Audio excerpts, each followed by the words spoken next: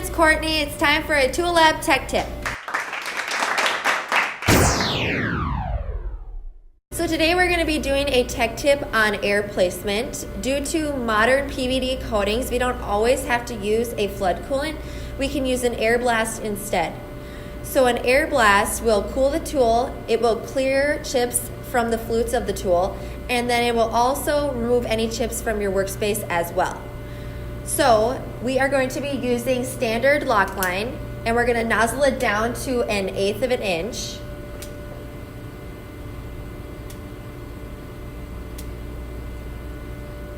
Another thing that you want to think or do is make sure that the nozzles are on both sides of the tool so that air is getting to both sides, so that you're not creating a blind spot while machining a part. For those of you who only don't have more than one lock line, I would recommend buying a lock line splitter so that you are able to get that air to go on both sides of the tool. For us, we have 3 nozzles, so we're going to use all 3.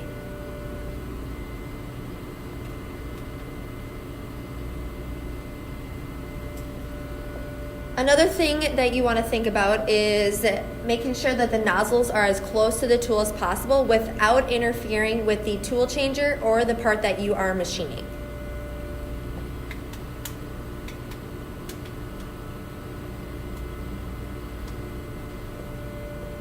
And then another thing that I like to do is make sure that the nozzles are at different Z levels so that it is hitting the entire flutes of the tool. So we are going to show you a part being machined with proper air placement, and then we are going to show you the effects of improper air placement as well.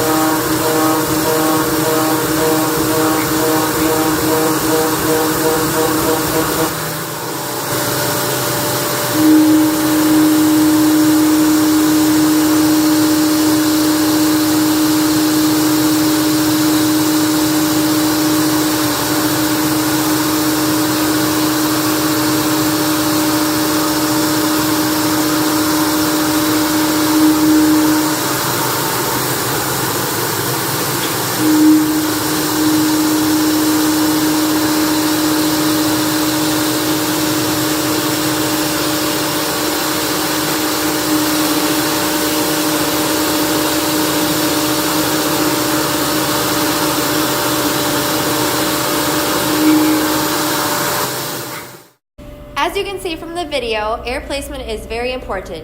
It increases the tool life, it increases the accuracy by reducing heat going into the part.